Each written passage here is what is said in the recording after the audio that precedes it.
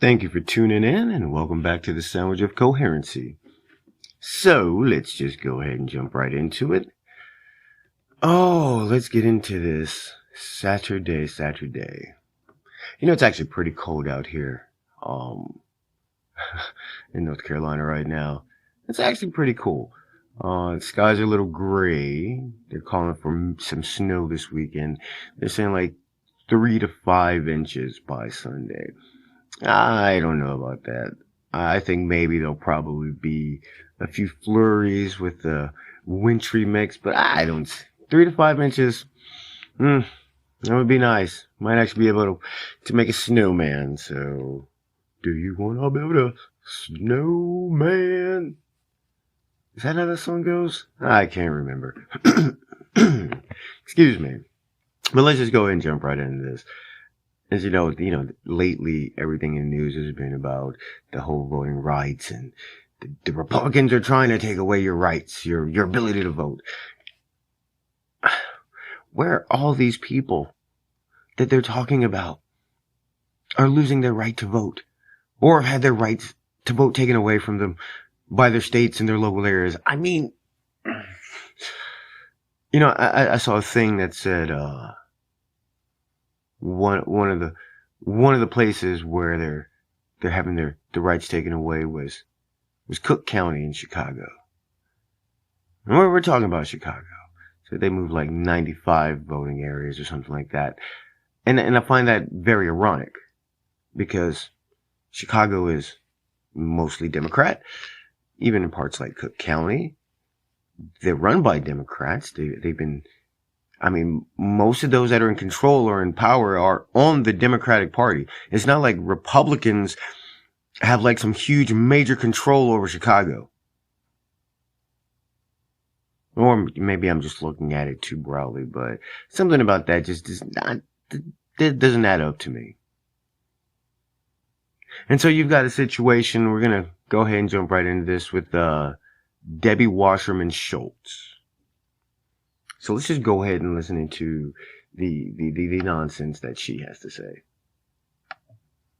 The gentleman from North Carolina is recognized. Mr. Speaker, I now yield 1 minute to the gentlewoman from Florida, the dean of the Florida delegation, Ms. Wasserman Schultz. The gentlewoman is recognized. Thank you, Mr. Speaker. Let's be clear about what is happening here. We are at a crossroads. Free and fair elections are essential to keeping this fragile democracy intact. The American people must hear this loud and clear. There are people in power that don't want you to vote, and they are using every tool in their toolbox to make it harder. My fellow Americans, you cannot afford to sleep on this. People in power and with influence are actively trying to take away your right to vote. America must confront this harsh reality. They are purging voter rolls, making voter registration more difficult, and cracking down on vote by mail, all while we remain in the midst of a pandemic. Voter suppression has not been consigned to the history books. It continues today, right here, right now.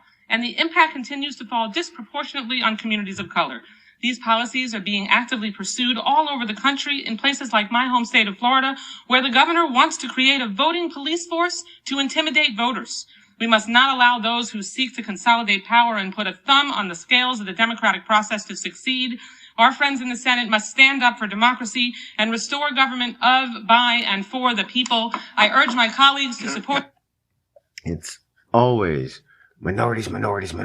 Always the same. I just quit using them as a damn weapon. But let's look at who Debbie Wasserman Schultz is. Isn't she the same woman that in the run-up to the 2016 election that afterwards had to resign in disgrace from the DNC because she was found to have rigged the primaries in Hillary Clinton's favor against Bernie Sanders, which now the case was dismissed because, according to the judge, the way that the DNC's set up, they can legally rig the primaries against whomever they want. And they have the right to, as they put it, pick their candidate in smoke-filled cigar rooms. They have that right. But somebody has the nerve to talk about someone trying to take your your vote away or keep you from being able to vote or any kind of manner like that, whom had to step down in disgrace for taking away people's right to choose whom they want to vote for anyway. What gives you any kind of authority to think you have the right to speak on that? You are scum. Absolute.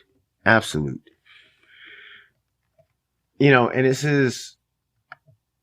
that's just the start of it. Because next we're going to listen to Nancy Pelosi, because I think this little bit it's a little bit hilarious and a little important though. So, she was being asked about Biden's speech, and maybe he went too far with what he was saying, but let's listen to her response to the reporter. Nobody knows who Bull Connor is. If we're making the case to say we're going to be with Martin Luther King or Bull Connor, who's that? We're going to be with Martin Luther King or Martin Luther King and John Lewis, or the people who unleashed the fierce dogs on them? Well, let's get it straight. Martin Luther King was a Republican. The people who unleashed the fierce dogs on them were the Democrats. Was John Lewis a Republican back in the day? I could be wrong, but I'm thinking he is, and switched to the Democratic Party later when that apparently became the thing to do. But, who is Bull Connor? Let's see. Bull Connor was an American politician who served as Commissioner of Public Safety for the city of Birmingham, Alabama, for more than 2 decades. And he was a member of the Democratic Party, and he strongly opposed the civil rights movement in the 1960s. Well, shit. That's the first one. Let's get to the next one. That's who Bull Connor is. Strom Thurmond, none of us have a lot of happy memories about Strom Thurmond. So, again, since you asked my critique of the president's speech. And I'm glad she said that. None of us have happy memories of Strom Thurmond. Well, I can think of one person that has very happy memories of Strom Thurmond. People bring up the fact that Biden did the eulogy at the other guy, I forget his name, but they plainly leave out the fact he actually did Strom Thurmond as well. But let's listen to Biden.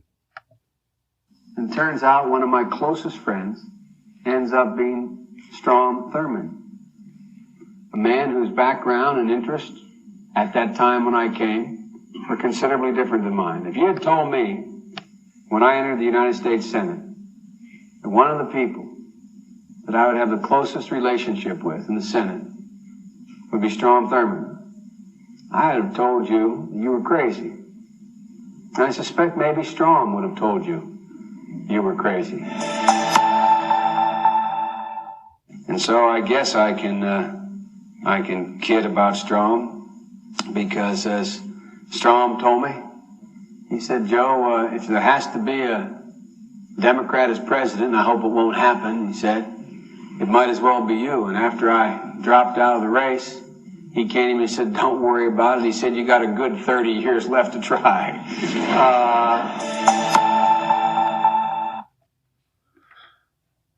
Yeah, I think the current president, Joe Biden, might disagree with Nancy Pelosi as far as having no one has happy memories about him. But let's let her continue. I thought it was fabulous. I come out, congratulate him for it. It was well received, even among those who had some apprehension of what's going to happen with all of this next. So I thank him for it. And I stand with the president in the fight for voting rights. No, they're not really trying to protect voting rights, because they would be trying to protect the states' rights to hold their elections, not federalize them and giving control to one entity, themselves. That's not how this works. That's not how this was set up. We've seen this happen in other places around the world, and it does not work. That's what makes the United States unique in itself. And they also mentioned George Wallace. And who is George Wallace? Well, he was the 45th governor of Alabama. He was also a Democrat.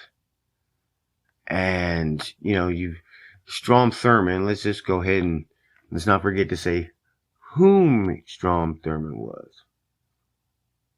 All right. Now, he was succeeded and preceded by Robert Byrd. Oh, the irony. But he was also a member of the Democratic Party until 1964. And that's when he actually joined the Republican Party. So, people want to say that, see, he's proof that, Republicans are racist. No. Just get it right. He was a Democrat. He just changed the party he was representing. His ideals didn't come to him after joining the Republican Party. No, he brought them with him. He's one of those that came from the Democratic Party that took their ideals into the Republican Party. And that's just the reality of it. As he put it, the Democratic Party no longer represented people like him. No, he says he wasn't a racist. He just believed in states' rights. Well, yes, we all believe in states' rights, but the fact is, he was a racist. And as Biden put it, one of his best friends. I'm sorry, let's look at the reality of this cancer cancel culture that we live in. There are people who have had their bank accounts shut down, had their livelihoods taken away, had their right to be able to speak taken away, for associating with less, for saying less than the things that these people have said. As far as, Strom Thurmond said, and, for people associating with them. You know what I mean? Look at this whole instance of what we're having right now with, and maybe I'll cover this at another time, probably for the YouTube channel. But the situation with, say, Dave Chappelle and his buddy Patton Oswalt, who points out that they've been friends for 34 years since they were teenagers. He had to come out and make some ridiculous statement to people that don't even matter. You know what I mean? Because, oh my God, how could you take a picture with Dave Chappelle?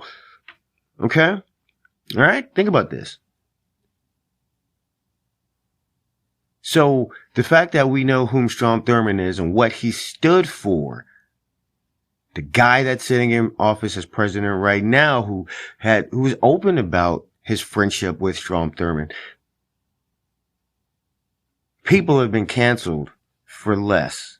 People have had their livelihoods taken away for less, because the whole idea is, how could you associate with somebody like that? Look at those things that were said back in the past. You need to pay for it right now. But can we not hold this guy accountable for it now?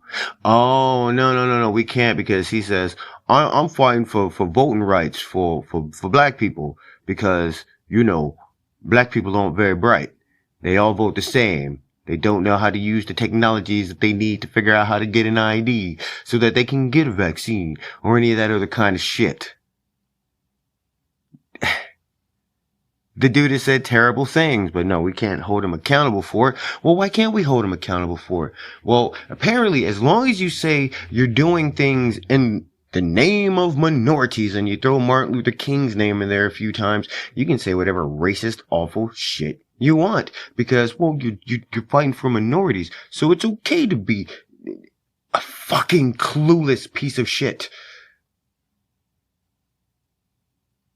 I mean, I'm sorry. I'm just being honest. The Democratic Party has this idea that minorities need them for success. Okay? This is why I do not appreciate the left.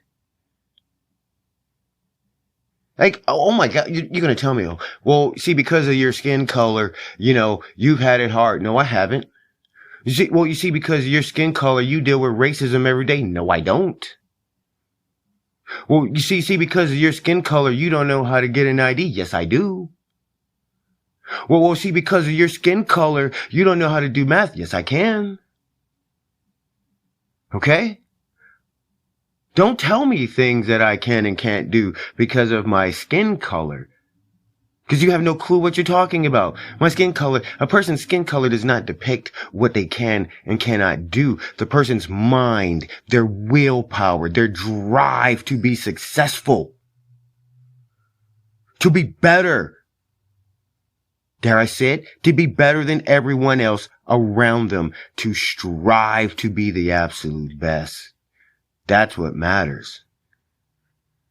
That's what decides whether or not you can. Not the color of your skin. That has nothing to do with it. And people say, well, the family's at home. Hey, look, I don't accept that excuse. There have been people who have had hardships and faced them their entire life throughout multiple generations, and people have had it, there are people who have had it much harder than people have it now. I know times are tough. But damn, you have to put an effort in for your children to get ahead. You can't blame what somebody else is doing with their kids for what you're not doing with your kids. You can't blame what somebody else is doing for their own success for what you're not doing for your own success. Everybody likes to talk about the rich keep getting richer, Wall Street and all this and all that. Well, guess what? Everybody has access to information. You have a smartphone. You have an iPhone. You have a laptop. You have the internet. You have to have it since you're on the internet, on Twitter, bitching and moaning about shit. So you can't say about how you don't have access because you obviously have it. But there's trading apps. There's information at your fingertips to learn, well, what is it that they do to make themselves more successful? What is it that they're doing? What are they trading? What are they buying? How does the stock market work? How is it that people who are in the stocks are able to turn a few thousand into hundreds of thousands? What are they doing that I'm not? Anybody and everybody has access to that information. But you can't be mad at the other guy because he decided to do it and you didn't. So this whole idea that a person can or cannot do something based off their skin color is ridiculous.